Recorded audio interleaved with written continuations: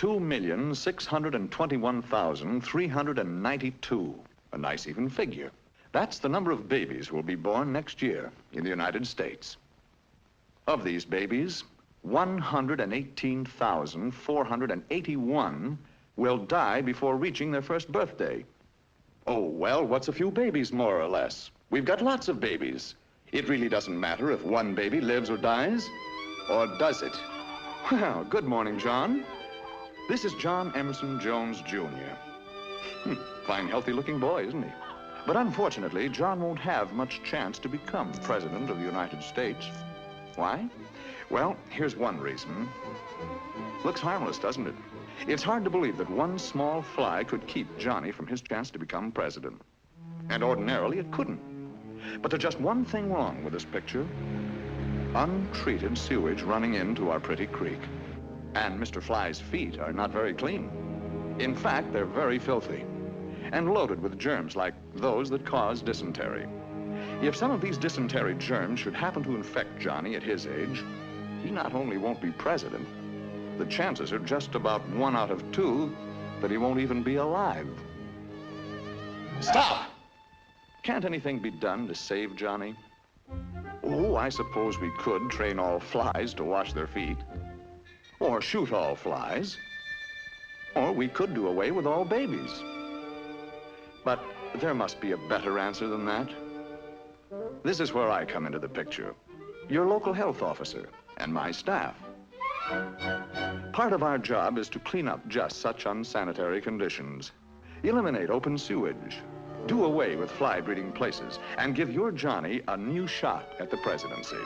Well, John, we got over that one all right, didn't we? Maybe you'll get to be a year old yet.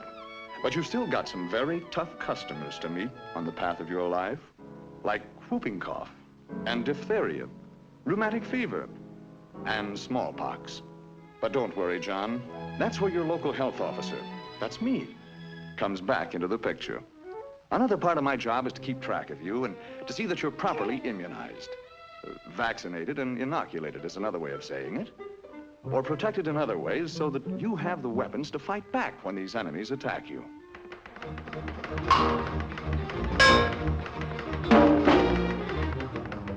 You see, Johnny, most immunizations should be completed before you become 1 year old. Does that surprise you? Well, well. Look who's in the 4th grade. Hiya, John. Shh. Oh, I'm sorry. Mind if we look around?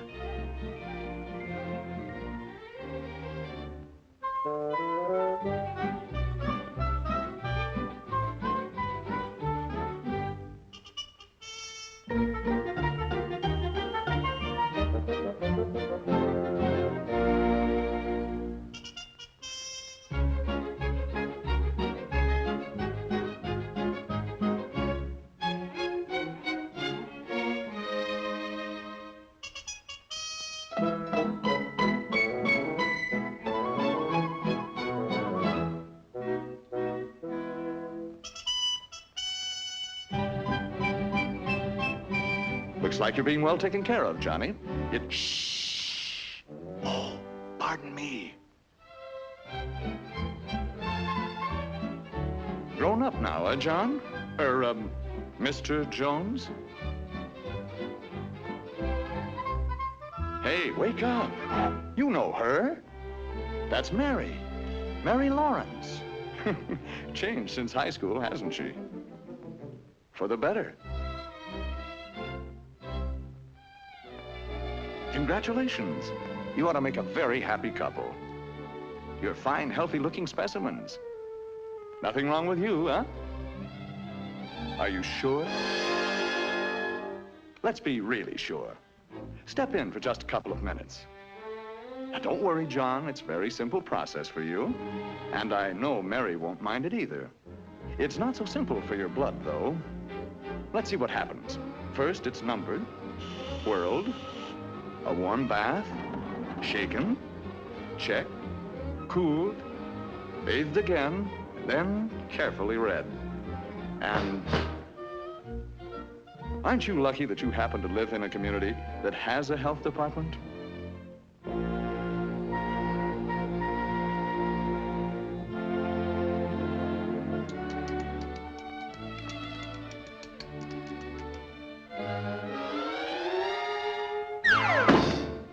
Anything we can do for you now, John? Time will tell. Now what's worrying you? Oh. Now, just a minute. Your wife has had excellent prenatal care, advice and instruction, and good medical care. And of course, the health office will cooperate with your doctor and with your wife to see that the baby will have the best of care after he's born. So why worry, John? Well, what do you know? It's a boy. You must be the first father in history to have a boy. Uh-oh. Anyway, he's sure to recover from this disease.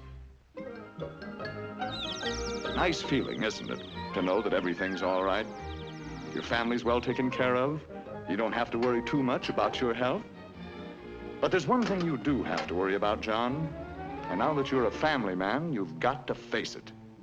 A local health department is costing you. Yes, John, it's costing you real money. 3 cents a week. That's right.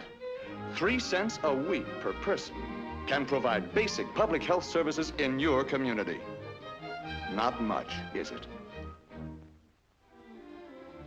Well, John, you've been leading a normal, happy, married life. But of course, you are getting a little older. Your hair is receding, which is normal. You've developed a double chin, which is normal. You've also acquired a paunch, which is a little abnormal.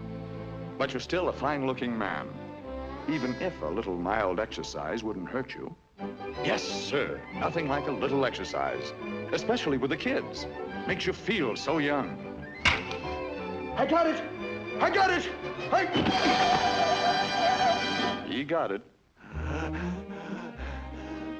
A little mild exercise, John. Let's take a look at that body of yours, and perhaps we can point out why violent exercise isn't good for you. There's the old ticker pumping away. So many miles of pipe. Now then, that bay window appears, and the rest of you spreads a bit too. More skin area, more pounds of flesh, and more pipe needed to cover the ground. More work, too, for your heart. And remember, John, that heart isn't getting any younger. So let's get more rest and take it a bit easier. Oh, by the way, it might be well to cut down on the food a little. Hey! That goes for you, too, Mrs. Jones. Look, John and Mary Jones, let's not kid ourselves.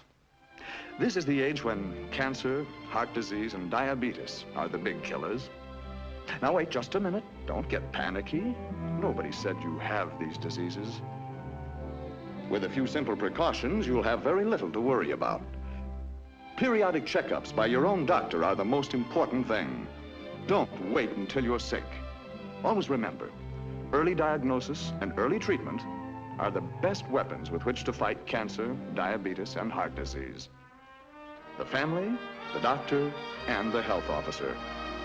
One kind of eternal triangle that really makes sense. Grandma and Grandpa Johnny Jones. And we've come a long way together. From now on, folks, you're pretty much on your own. But wait, just a minute. This looks like a happy ending. And it should be a happy ending for a fine boy like Johnny. But the odds are better than 25 to 1 that he'll be born into a community with inadequate public health service or none at all. So it looks like Johnny's chances of being among the 118,481 new babies who'll die next year are pretty good, doesn't it? But let's get one thing straight. There's nothing about this figure that is sacred. It can be reduced by well-staffed health departments throughout this great country of ours. Which kind of public health service does your community have? It's up to you.